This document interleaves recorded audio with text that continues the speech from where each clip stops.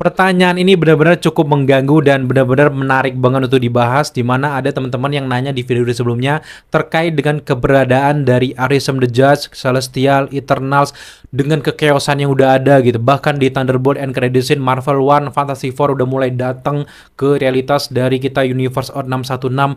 Kok di mana nih batang hidungnya Arishem the Judge yang kita tahu sendiri sebagai judge ataupun celestial tertinggi yang mengatur, menciptakan kehidupan-kehidupan planet ini sengaja untuk sebagai telur hadirnya celestial lain. Kok tiba-tiba ada yang menghancurkan universe, ada yang menghancurkan keberlangsungan kosmik dan sebagainya, kok dia diem aja gitu. Jadi ini menarik banget dibahas, tapi kita flashback lagi dengan pertanyaan di luar dari filmnya. Kevin Feige sempat menyatakan juga sebenarnya belum ada nasib yang jelas terkait dengan sequel dari Eternals. Dan sekarang pada faktanya setelah kita melihat ending dari Eternals, Cersei, Kingo, Phastos itu kan ditahan sama Arishem the Judge karena dianggap menggagalkan kelahiran dari Tiamut, si Emergence itu. Dan akhirnya si Arishem the Judge ini menculik mereka, dan untuk melihat ingatan satu persatu para Eternals tersebut, dari ingatan Cersei dan teman-temannya ini, dia akan menilai apakah bumi ini layak untuk dipertahankan atau justru langsung dihancurkan dengan sekali babat ya, boom gitu kan. Kita tahu sendiri bahwa Arishem the Judge kalau dia udah ngamuk, satu planet bumi itu cuman pakai jari kukunya aja tak hancur gitu. Bahkan Galactus saja ketakutan sama Arishem the Judge gitu. Fakta selanjutnya, Tena, Druig, Makari bersama dengan Eros juga sekarang lagi di perjalanan dengan pesawatnya di Eternal tersebut, sedang mencari Eternal lainnya yang kalau dibikinkan sequel, mereka ini adalah kunci terselamatnya Cersei dan teman-teman yang diculik sama Arishem the Judge, di mana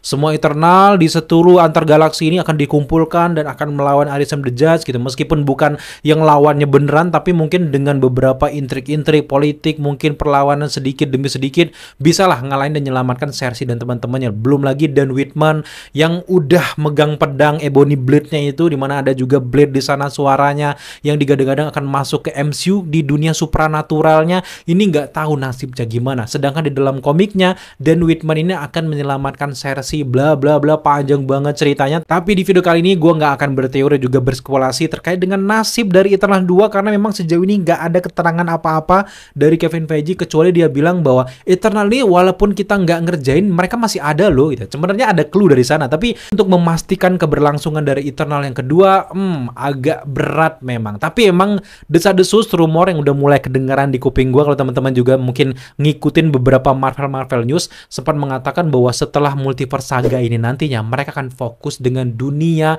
antar galaksi, bakal kayak cerita-cerita Star Wars di mana Marvel udah nggak lagi berpusat ke bumi. Jadi mereka akan cerita antar galaksi, gimana perjalanan kehidupan di galaksi, ya mirip-mirip dunia dari Guardians of the Galaxy, dan itu seru banget. Dan Nova, mungkin series Nova itu di waktu yang tepat gitu. Tapi kita lupakan semua itu, kita balik lagi ke permasalahan utamanya adalah kenapa Arishem the Judge nggak ikut campur nanti ketika Dr. Doom bakal mengacaukan semua ini. Tapi buat teman-teman yang nggak terlalu kenal dengan Arishem the Judge, kita akan sedikit menjelaskan. Arishem the Judge adalah celestial yang mengatur kelahiran dan kehancuran alam semesta.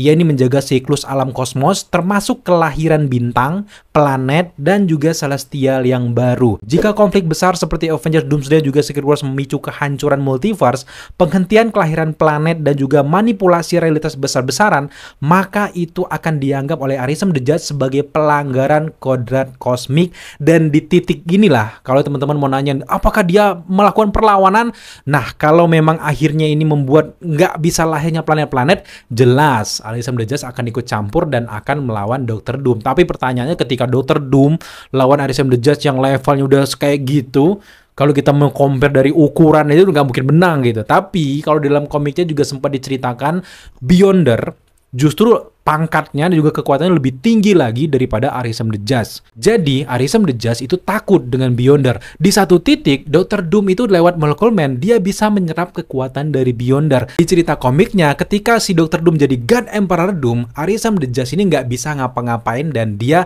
tunduk dengan Dr. Doom, artinya dia kalah dengan Dr. Doom. Sekarang kita akan menebak-nebak gimana prosesnya Dr. Doom dengan wajah Tony Stark ini bisa mendapatkan kekuatan selevel God Emperor Doom Doom yang ada di komik-komik Secret Wars di tahun 2015. Gitu aja caranya. Sedangkan di Marvel Cinematic Universe pada faktanya nama dari Beyonder pun belum pernah secara gamblang disebutkan di cerita-cerita film-film MCU sebelumnya. Jadi gimana caranya Dr. Doom jadi God Emperor Doom? Menurut gue jalan satu-satunya adalah dari Loki yang udah menjadi Tuhannya multiverse sekarang, Tuhannya waktu sekarang, yang lagi duduk di singgasana, lagi megangin setiap realitas. Sejauh ini teori kita masih sangat yakin bahwa di satu titik, Dr. Doom akan menyadari bahwa Loki ada di atas semua ini, dan dia akan masuk ke ranah tersebut, akan merebut semuanya dari Loki, dan merebut kekuatan Loki. Disinilah Dr. Doom akan mendapatkan kekuatan menguasai semua multiverse. Kalau memang ceritanya sesimpel itu, ya masuk akal ketika Dr. Doom bisa mengalahkan Arisem the Just. Kalau kita membandingkan di dalam komiknya memang ada di ceritanya kalau Dr. Doom ini memanipulasi realitas sehingga ini menipu Arisem the Just ini seolah-olah bahwa universe ini baik-baik aja nih, padahal semuanya hancur. Padahal ujung-ujungnya terbentuknya Battle World gitu.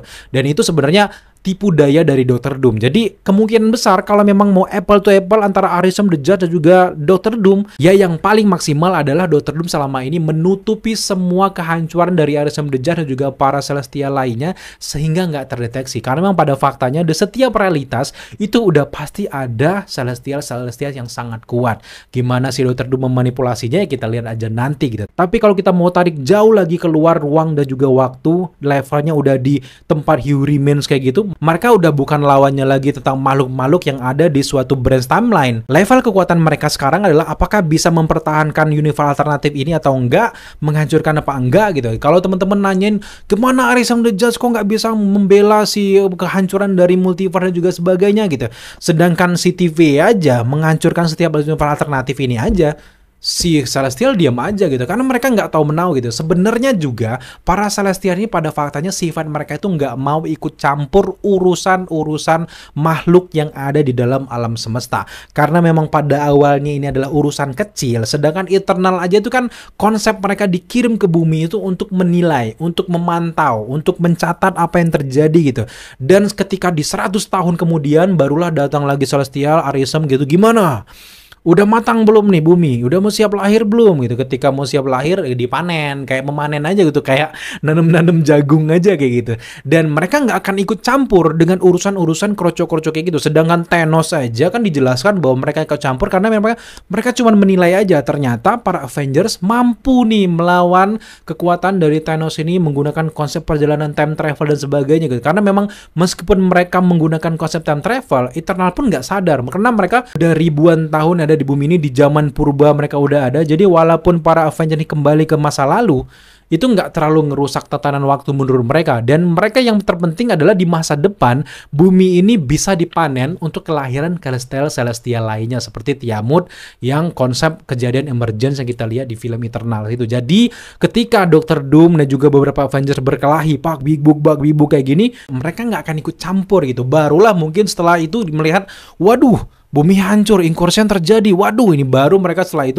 baru sadar bahwa sebenarnya mereka harus ikut campur. Tapi semua itu pasti akan terlambat. Anggaplah ya, sebuah planet ini adalah kayak kebunnya si Arisem the Just, kayak tanaman benih dari Arisem the Just. Mereka selama ini cuma nunggu, tiba-tiba hancur, busuk, dimakan hama. Mereka nggak bisa buat apa-apa dong. Dan akhirnya kadung timeline mereka dihancurkan dan otomatis para Celestial ini juga ikut hancur. Karena mereka adalah bagian di dalam suatu universe alternatif, bukan di luar universe alternatif. Mungkin levelnya kayak The Watchers atau mungkin level kosmik lainnya, Living Tribunal, mungkin level lagi One Above All, itu udah beda lagi gitu. Sekarang kan levelnya masih Loki, kemudian juga Dr. Doom, gimana mereka intrik politik untuk merebut multiverse ini, perlawanan antara Mr. Fantastic dan sebagainya, itu yang menjadi fokus utama. Jadi mereka ini udah cuman pelengkap aja gitu. Meskipun memang ke depan bisa aja nih mereka kayak Arisem the Just sebagai kayak penghukum terakhir gitu. Kalau level Galactus memakan satu bumi aja, dia bisa menghancur semuanya yang dianggap nggak layak. Big Book. Tapi udah itu udah beda cerita, beda arcs lagi gitu. Kalau kita sekarang kan fokus ke Dr. Doom, Big Book, gimana Dr. Doom bisa mencuri dan juga menghancurkan multiverse, merebut itu, akhirnya mengumpulkan semuanya di Battle World. Itu sih yang menjadi fokus utama. Jadi di Battle World ini apakah ada Celestial apa enggak, itu beda lagi ceritanya. Dan mungkin gue berharap banget bahwa Marvel di satu titik akan menceritakan bahwa Dr. Doom ini ditakuti oleh Arisem the Just. Itu isi paling mantap, karena mau nggak mau lagi-lagi bahwa Arisen the Judge adalah bagian dari tatanan suatu branch timeline dan juga suatu universe. Jadi nggak termasuk dalam kekuatan orang yang ada di luar universe. Salah satunya kayak Who Remains, Loki, TVA, bahkan sekarang mungkin Dr. Doom yang bisa keluar dari jangkauan multiverse itu sendiri. Jadi kesimpulannya adalah ketika Dr. Doom yang mendapatkan kekuatan dan menjadi God Emperor Doom, jadi otomatis dengan kekuatan kosmik absolut ini, bahkan Celestial sekalipun tidak lagi menjadi dewa tertinggi, dan otomatis Dr. Doom lah yang akan menjadi Tuhannya dari semuanya kalau dia berhasil menguasai semua ini, guys. Jadi ya udah terjawab ya, mudah-mudahan, karena memang meskipun ini sebenarnya simple banget jawabnya gimana, tapi ini perlu banget dibahas karena memang nggak ada kejelasan nasib kelanjutan dari Eternals ini. Di satu sisi memang ratingnya jelek banget, memang waktunya mungkin orang lagi jenuh-jenuhnya lah sama Marvel, apalagi ada isu-isu pelangi-pelangian lah, inilah dimasukin kayak gini lah. Di satu sisi para aktornya kelas A semua, Marvel nih lagi tergopo-gopo, lagi mungkin lagi proses-proses ngirit nih, ngumpulin duit lagi, tiba-tiba ngadirin Angelina Jolie dan teman-teman, apa nggak gimana gitu, apakah balik modal nanti di Eternal yang kedua gitu. Mungkin sembari nunggu ini, mungkin setelah Multiverse Saga barulah diceritakan kemana selama ini Eternals, Arisen the Judge dan sebagainya. Jadi ceritakan gitu. Apalagi kalau rumor benar bahwa di saga selanjutnya Marvel lebih fokus ke luar angkasa, jadi cukup masuk akal bahwa ini akan ada si Celestial, karena mereka juga bagian dari kosmik itu sendiri. Jadi ada juga bagian-bagian dari Golden Galaxy dan sebagainya. Markas mereka di luar angkasa, mungkin bumi udah nggak layak lagi ditempati. Wow, itu keren banget. Jadi meskipun memang nyangkut-nyangkut kayak cerita Star Wars, tapi nggak apa-apa. Ini ceritanya Marvel beda lagi gitu. Karena di dalam komik juga seru banget untuk ngelihat. Apalagi Adam Warlock masih ada. Wow, itu bakal keren banget. Tapi lagi-lagi terkait dengan nasib Arisen the Judge ini, sebenarnya seperti yang dijawab oleh Kevin Feige, bahwa mereka sebenarnya walaupun nggak dipedulikan, nggak dibikin film sekarang, sebenarnya mereka masih ada dan masih eksis. Artinya entah nanti mungkin di Secret Wars akan diceritakan mereka muncul semua membela bersama dengan para Avengers, mungkin akhirnya dikalahkan, atau mungkin setelah Multiverse Saga. Tapi Arisen the Judge ini wajib banget untuk muncul lagi di film Eternals yang kedua, yang menceritakan bagaimana ikut andilnya mereka selama ini ya. Misi mirip kayak kejadian Thanos yang udah telat itu, akhirnya diceritakan bahwa mereka cuman memantau doang kayak gitu, nggak boleh ikut campur. Bisa aja nanti sumpahnya kayak gitu karena Arisen the Judge ngelihat bahwa ini belum melanggar kode etik nih. Jadi gue cuma ngelihat aja, cuma menilai oh kayak gitu, hasilnya kayak gini gitu. Jadi selama ini ternyata mereka cuman menilai dan juga mengamati kita aja. Nah, semoga aja pembahasan kita kali ini cukup masuk akal dan bikin kalian tertarik dan makin hype lagi. Dan semoga aja pertanyaan-pertanyaan terkait dengan kemana Bang Eternal, kemana Celestial dan sebagainya kok diem aja. Sedangkan di Captain America Brave New World ini akan menjadi cikal bakal lahirnya Vibranium dan sebagainya gitu. Nah, ngomongin soal Tiamut, gue pengen bahas sedikit banget gitu ya. Karena dengan Tiamut ini akhirnya di Captain America Brave New World ini di-spill bahwa itu mengandung vibranium. Artinya jangan-jangan dengan di-spillnya Miss Marvel ataupun Kamala Khan ini sebagai mutant yang secara nggak sengaja dia pun nggak sadar bahwa mereka mutant.